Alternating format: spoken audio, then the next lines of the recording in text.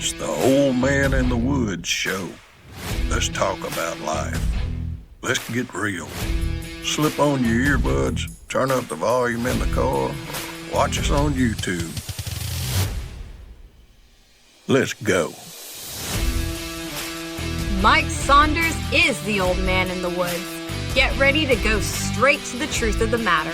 It might be something a guest has to say. It might be something straight from the Bible. We are in pursuit of the truth. Take it away, old man.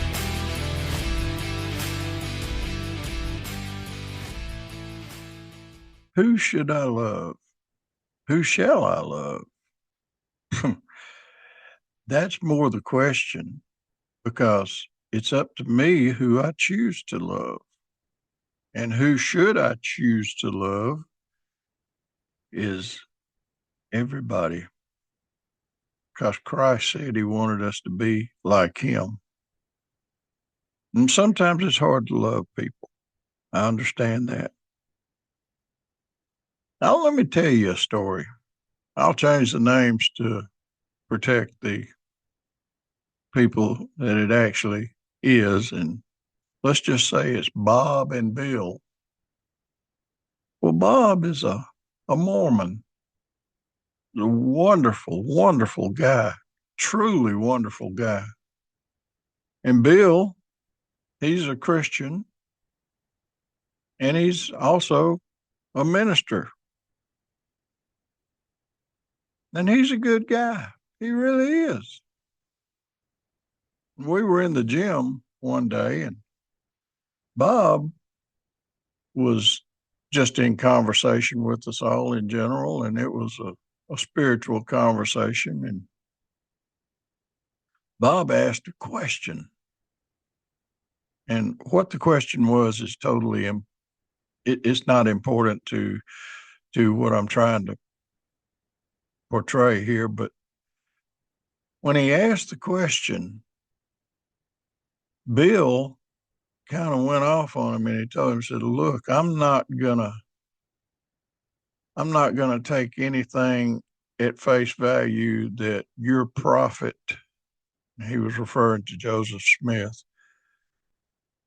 means, because, you know, he was this and he was that, and he went off on Joseph Smith, who was the prophet who founded Mormonism. Well, Bob's over there and his jaw drops to the floor, and Bill walks away, leaving me there with Bob. So Bob turns and looks to me, and he says, what did I do? And so, as graciously as I could, I explained to him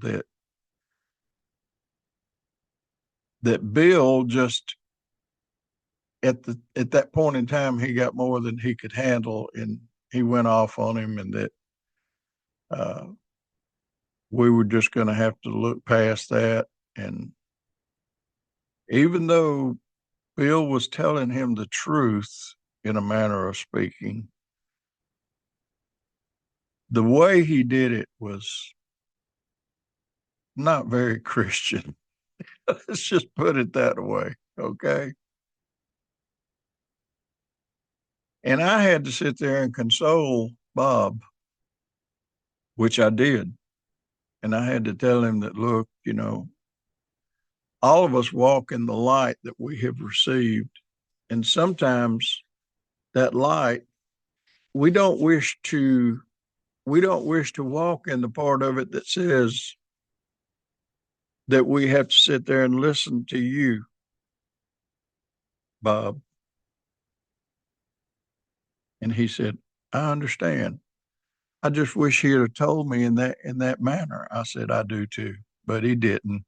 And you know what?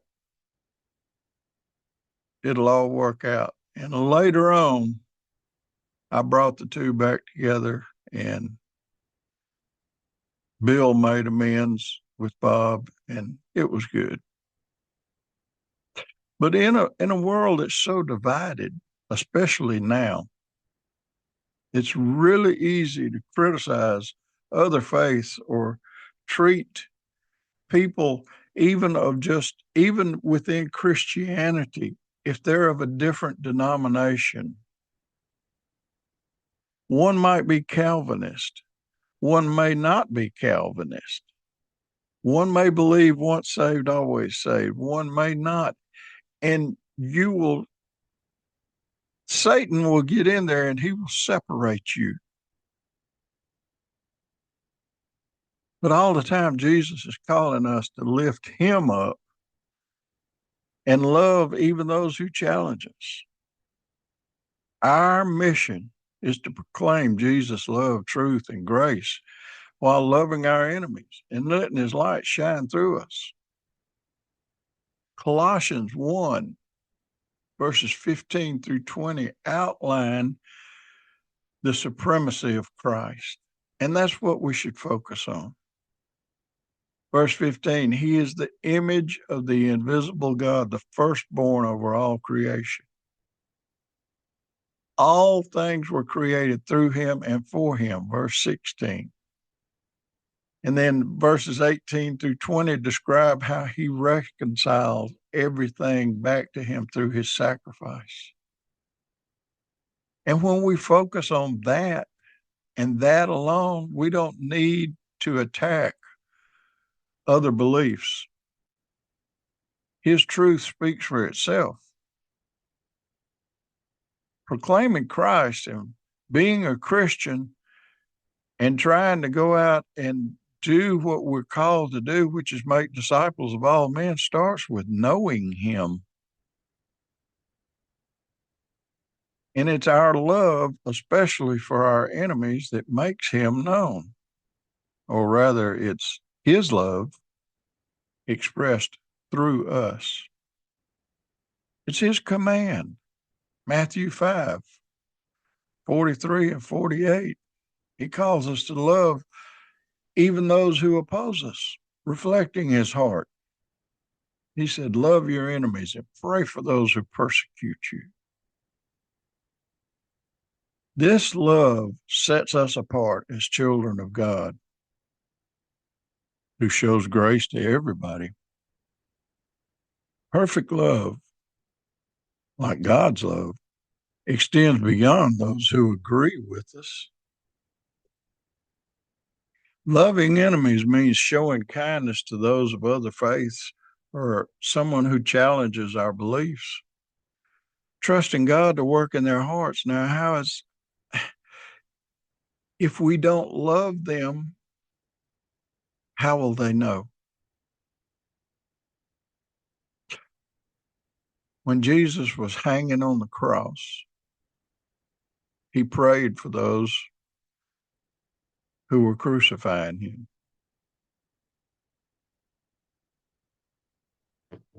And you say, well, I'm not Christ. No, you're not Christ. But if you are a Christian, you are called to let Christ live through you. And he can do the forgiving through you. All you have to do is submit to him. Love is the mark of the followers of Christ. He commands us to love one another as he loves us. And this love proves that we are his disciples. So when you engage people of other faiths or those who oppose you, and you do it with respect and humility and genuine care, reflecting Christ's love, what do you think's going to happen? They're going to be affected by you in a good way. Live authentically. Reflect Jesus' character through the fruit of the Spirit. That's Galatians 5, 22 and 23. Read that. Read about the fruit of the Spirit. And love, of course, is one of the fruits of the Spirit. 1 Peter 3 and 15 tells us to share the gospel with gentleness and respect. You don't browbeat anybody into heaven. You don't browbeat them out of hell. You love them into heaven and you love them out of hell. Find the common ground. That's what I had to do that day with Bob and Bill. I had to find a common ground between a Christian and a Mormon. And I had to show the Mormon that there was love, even though there was a difference of opinion. Now, a huge difference of opinion as far as anyone's concerned, but still connect with other people on shared values before you present Christ. Pray for your enemies. Pray for those who disagree or persecute you. Ask God to soften their hearts and act with kindness. Show practical love to those who oppose you by serving them or just listening to them. Or if you have to forgive them, forgive them. Paul was in Athens in Acts 17, and he respectfully engaged a completely different culture and made disciples there. We're called to lift up Jesus through his truth and his love, not tear people down. This week coming up, focus on presenting Jesus through your actions and words and show love to somebody who's opposing you or different from you. And Jesus said, and I, when I am lifted up from the earth, will draw all people to myself. John 12:32. Now, in that, in Scripture, there are usually and always more than one meaning. In that instance, Jesus was talking about being lifted up from the earth. He was talking about being placed on the cross and showing his love for all people by saying, I'll die for you. He said, when I'm lifted up from the earth, I will draw all people to myself. Take that in another context, and rightfully so, that when you lift up Christ, it will draw people to Christ. Lift him up. Don't use him to browbeat anybody. Don't use him to make people think that you're better than them. Don't use Christ to make people think that they're wrong.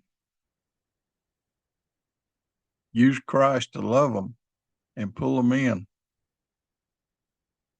Father, I pray for the people that are listening to this, and I pray that they will love their enemies and give them wisdom to show Christ respectfully with their hearts open to his transforming love. Blessed are you, Lord our God, who gives us your only begotten Son. And everything comes through him. Love comes through him, your love, and help us to share that love always with all men. Listen, if you hadn't subscribed to the podcast yet, do so now. Do so now so you'll be notified when new content comes up. And you know what I'm going to say next. Be kind to somebody, because everybody needs somebody to be kind to them. And I'll see you next time here. Old Man in the Woods, signing out. Have a blessed, blessed day. Thanks for listening in today. Look for us on the YouTube channel as well as all the major podcast platforms. Remember, Mike's books are all available on Amazon under his pen name, Michael Saunders. There's a link in the description. Enjoy one today. See y'all next time.